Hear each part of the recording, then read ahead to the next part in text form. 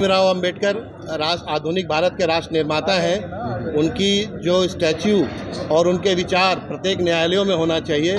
और मेरा यहाँ तक कहना है कि जो न्यायालय की जहाँ तक बात है, न्यायालय में प्रत्येक न्यायालयों में, भारत के प्रत्येक न्यायालय में उनकी मूर्ति को स्थापित करनी चाहिए, क्योंकि वो वही व्यवस्था है वो लोग नहीं चाहते। और निश्चित रूप से हम लोगों की जो आबादी है एडवोकेसी समाज में, वकालत समाज में, वो संख्या कम के बराबर है। सीनियर एडवोकेट्स में हम लोगों की संख्या कम है। हाई कोर्ट में जो स्टाफ है वहाँ में हमारी संख्या कम है। तो इसलिए और जिस तरीके से लोगों के बीच में संविधान के लिए जागरूकता आ रही है, उससे वो लोग घबराए हुए हैं। आज नहीं तो कल उनको स्वीकार करना ही होगा कि डॉक्टर भीमराव अंबेडकर की जो विचारधारा है ये पूरी दुनिया की मानी हुई विचारधारा है। लगातार वहाँ के स्वर्ण वकील कर रहे हैं, मूर्ति वहाँ पर नहीं लग पा रही। आप क्या मैसेज देंगे? आप एक जज भी रह चुके हैं, तो क्या मैसेज देंगे सर? क्यों ऐसा हो रहा है? क्या इसका अल्टरनेट है? सभी लोगों को नमो बुद्धाय, जय भीम।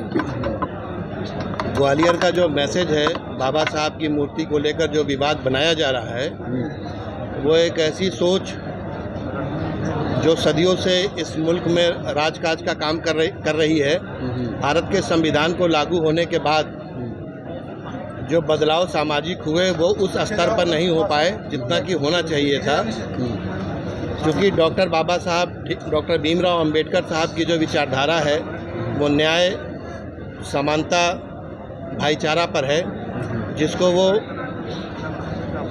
उच्च वर्गीय या मनुवादी व्यवस्था नहीं मानती है। बाबा साहब चूँकि न्याय की बात करते हैं, समानता की बात करते हैं, इसीलिए उनका विरोध उस व्यवस्था को मानने वाले लोग करते हैं। और मध्य प्रदेश में भी एक ऐतिहासिक बात ये भी रही, ग्वालियर के प्रकरण से आया कि मध्य प्रदेश के हाई कोर्ट में पहली बार जस्टिस सुरेश कैथ के नाम से एक न्यायाधीश की नियुक्ति हुई थी जो अनुसूचित जाति समाज से आते थे। वो शायद पहली बार हुआ था वैसा। क्योंकि डॉक्टर भीमराव अंबेडकर आधुनिक भारत के राष्ट्र निर्माता हैं। उनकी जो स्टैच्यू और उनके विचार प्रत्येक न्यायालयों में होना चाहिए। और मेरा यहाँ तक कहना है कि जो न्यायालय की जहाँ तक बात है, न्यायालय में प्रत्येक न्यायालयों में, भारत के प्रत्येक न्यायालय में उनकी मूर्ति को स्थापित करनी चाहिए, क्योंकि मनुवादी व्यवस्था न्यायपालिका में पूरी तरीके से कब्जा कर रखी है। एन केन प्रकारेण, चाहे वो कोलेजियम का सिस्टम हो, चाहे वो अंकल जजेस के फॉर्म में हो, वो वही व्यवस्था है वो लोग नहीं चाहते। और निश्चित रूप से हम लोगों की जो आबादी है एडवोकेसी समाज में, वकालत समाज में, वो संख्या कम के बराबर है। सीनियर एडवोकेट्स में हम लोगों की संख्या कम है। हाई कोर्ट में जो स्टाफ है वहाँ में हमारी संख्या कम है। तो इसलिए उनका विरोध उस तरह के लोग ज़्यादा कर रहे हैं। लेकिन जो इसका विरोध इस समय चल रहा है, यह पूरे विश्व में जाना जा रहा है कि डॉक्टर भीमराव अंबेडकर जो भारत के राष्ट्र निर्माता रहे, उनका विरोध ग्वालियर में हो रहा है। लोग जो वकील विरोध कर रहे हैं उनका कह रहे हैं कि ये कोई प्राइवेट प्रॉपर्टी थोड़ी है कि जिसको जब मन चाहा बाबा साहब भीमराव अम्बेडकर की मूर्ति लगा दें। ये वो कौन होते हैं डिसाइड करने वाले? जब हाई कोर्ट ने एक आदेश दे रखा है, हाई कोर्ट के आदेश से है कि उनकी मूर्ति को स्थापित किया जाए, तो आज नहीं तो कल वहाँ पे स्थापित मूर्ति होकर ही रहेगी। लेकिन नहीं लग रही है सर, आप जज रहे हैं तो उन वकीलों पर किस तरीके से लीगल एक्शन हो सकता है इसको लेकर? कोर्ट का अवमानना हो रहा है जी। उसमें एक संवैधानिक प्रक्रिया ये है कि जब बार काउंसिल आपकी बनी हुई है, बार काउंसिल में जो एडवोकेट जिन समाजों से हैं, बहुजन समाजों से हैं, SC ST OBC माइनॉरिटी के लोग हैं, वो अपनी बात को बार में रखें और बार के जरिए अपनी बात चीफ जस्टिस तक पहुंचाए। चीफ जस्टिस ने ऑलरेडी एक एडमिनिस्ट्रेटिव ऑर्डर दे रखा है, उसका एग्जीक्यूशन करने की जिम्मेदारी सरकार की है। सरकार बीजेपी की है, बीजेपी की सरकार चाहती नहीं कि उस तरह की विचारधारा वहाँ पर कायम हो। सर, आप एक पूर्व जज रहे हैं सर, और अभी जो सरकार और कोर्ट का मामला है सर, आप कह रहे हैं सामंतवादी व्यवस्था अभी भी कोर्ट में हावी है। क्या आपके साथ कोई ऐसी कृत्य हुआ है जो आप जज रहते हुए आपको झेलना पड़ा सर? ये जो रोग है, जातिवाद का रोग, यह न्यायालय नहीं, समाज के प्रत्येक जगहों पे आपको देखने को मिलेगा। तो ये कहना कि जातिवाद का शिकार कोई नहीं हुआ है, ये कहना अपने आप में बेईमानी है। उसका दंश झेला जा रहा है, लेकिन अम्बेडकरी विचारधारा उसी प्रबलता से, उसी स्टेप से अपने आगे बढ़ रही है। अच्छा, सरकार का क्या रोल हो सकता है सर ग्वालियर हाई कोर्ट में? सरकार क्या कर सकती है? देखिए, जो आरएसएस का एजेंडा है और बीजेपी का एजेंडा है हिंदुत्व को लागू करने का, उसका क्लियर एजेंडा है। उसमें अगर कोई गफलत में है तो ये उनकी समस्या है। लेकिन जो अम्बेडकरी विचारधारा चल रही है और जिस तरीके से लोगों के बीच में संविधान के लिए जागरूकता आ रही है, उससे वो लोग घबराए हुए हैं। आज नहीं तो कल उनको स्वीकार करना ही होगा कि डॉक्टर भीमराव अम्बेडकर की जो विचारधारा है ये पूरी दुनिया की मानी हुई विचारधारा है।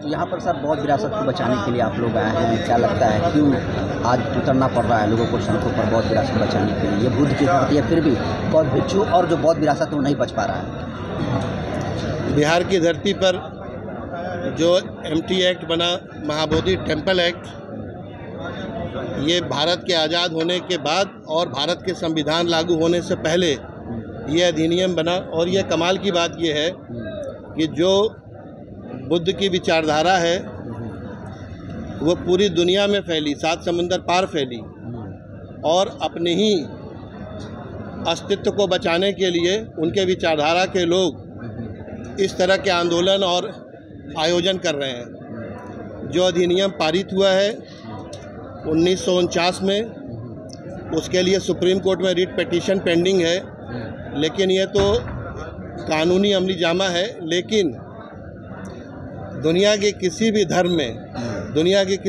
में और किसी भी देश में उस धर्म के अनुयायी ही उसके मैनेजमेंट में होते हैं। लेकिन ये भी विडंबना है इस मुल्क में, जहाँ बौद्ध धर्म को मानने वाले लोग हैं, वहाँ पे उनके अनुयायी 4 हिंदू, 4 बुद्धिस्ट और उनका अध्यक्ष हिंदू ही होगा, ऐसा अधिनियम में लिखा गया है।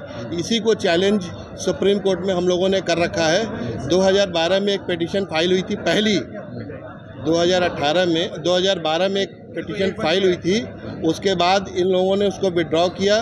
फिर उसके बाद एक पिटीशन फाइल हुई है और 29 जुलाई को डेट लगी हुई है। जो अनार्गिक धर्मपाल साहब ने इसके बाबत गया जिले में लड़ाई लड़ी, कलकत्ता हाई कोर्ट में लड़ाई लड़ी, प्रिवी काउंसिल में लड़ाई लड़ी, और वहाँ से भी यह निर्णय पारित किया गया कि उनका कानूनी अधिकार नहीं है, परंपरागत अधिकार है।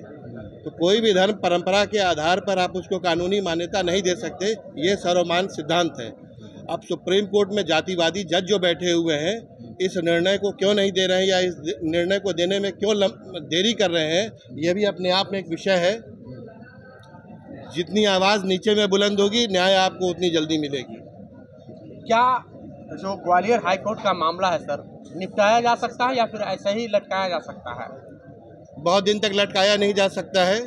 जब संविधान हमारा लागू हुआ 26 जनवरी 1950 को, उस समय भी वो ताकतें चाहती थी जो हम आप आज बैठ पा रहे हैं, बोल पा रहे हैं, जो स्वतंत्रता को हम लोग एंजॉय कर पा रहे हैं, जो हक अधिकार के बाबत लड़ाई कर रहे हैं, जो मेजोरिटियन समाज है जिसको बहुजन समाज कह रहे हैं, जो संविधान से सुरक्षित समाज है, उसको पहले हक अधिकार नहीं थे। वो बहुत कोशिश की, उसके बावजूद जरिए संविधान के एक रोशनी मिली हुई है जो बहुत बड़ी आबादी को लाभ पहुंचा रही है। सर एक सवाल है, मोदी जी जाते हैं विदेशों में तो बहुत के नाम लेते हैं, लेकिन बिहार में चाहे भारत में लोग बहुत सड़क पर उतर रहे हैं।